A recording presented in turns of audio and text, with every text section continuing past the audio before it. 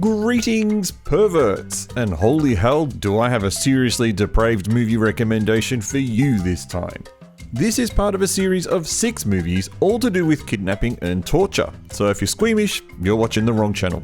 If this is your jive, press the subscribe button right now. Sit back and join me as I explore this filth. Hi, I'm the Artie Dans and welcome to the SMUT Files, and we're going to look at Missing 44, the first in the Missing series of films. An evil school is kidnapping gorgeous girls and turning them into sex slaves. Oh, you want to know more? Well, there are 4 girls in particular whose names I couldn't tell you due to the lack of English subtitles. We seem to follow a girl who's a little slow and constantly bullied. She's kidnapped by a man in broad daylight in an open public space, which is amazing that something like that could happen in modern Japan.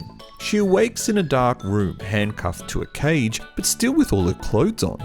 A mysterious voice on a loudspeaker tells her why she's there, or at least I assume so. They've also kidnapped the teacher she has a crush on, and she's forced to watch him being killed unless she does something, but I don't know what it is, so he dies in front of her. And then the fun begins. Literally. She's stripped butt naked and branded with the number 44, and then thrown in a room with 3 other girls, including her best friend and the 2 asshole bullies from the start who are all branded 41 to 43. All the other girls seem to be taking the scenario quite well, which is a little confusing. Do they want to be here? Do they not realize what's about to happen to them? And what happens to them? This is some kind of school where they're forced to massage different men and then given a score at the end of each day. The winner gets treated to something nice, like a steak dinner, while the loser will be punished if the other girls fail to answer a series of general knowledge questions correctly. At the same time, 2 police detectives also try and find the missing girls and the teacher. I'm not going to judge if you're a person that's into S&M or torture gore films. This is a specific genre of horror films that caters for a specific audience who really love this stuff. So I'm going to put myself in the shoes of someone who enjoys these films and critique the movie that way. But this film isn't as relentless as I expected. First, there is a language barrier here with the lack of English subtitles that will make following the finer details of the story rather difficult, such as the true motivations behind the people at the school. However, this is just a typical women in captivity style film that was popular in the mid-80s to 90s in the home video market, but just with far more attractive females than the American and European equivalents. From a very aggressive opening bullying scene where our main girl is stripped to her underwear and covered in goo, to the same 2 girls beating her up in the locked room, to a scene where all the girls are whipped by guards, this movie doesn't appear to hold back. Although it's all in the sound effects. The whips sound like they hurt, but in reality, it's probably the softest fabric possible that's been used. I hope you like hearing screaming, crying and moaning though, because that forms a heavy part of the movie's soundtrack, along with the over-enthusiastic sound effects that make impact sounds like they hurt. Reminds me of those old kung fu movies with the exaggerated whooshing and hitting sounds. It takes a bit of time before the first real nude scene appears, and that's when our main girl is branded.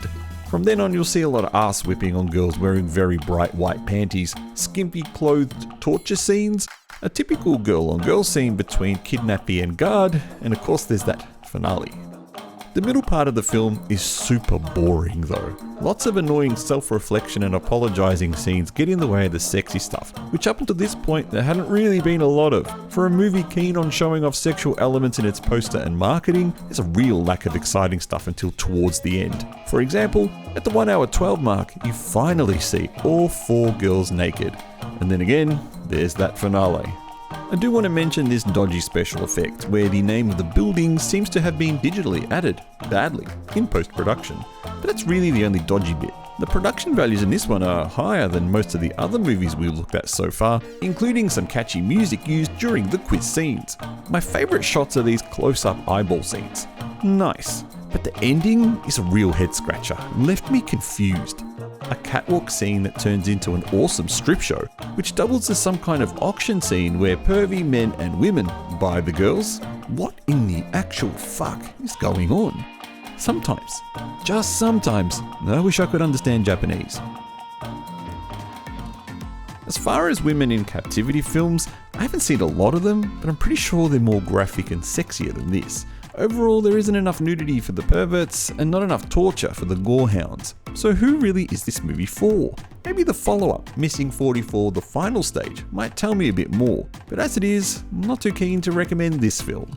If you have seen it though, what do you think of it? Thank you for watching this video, please press the like button if you enjoyed it, and I'll see you next time.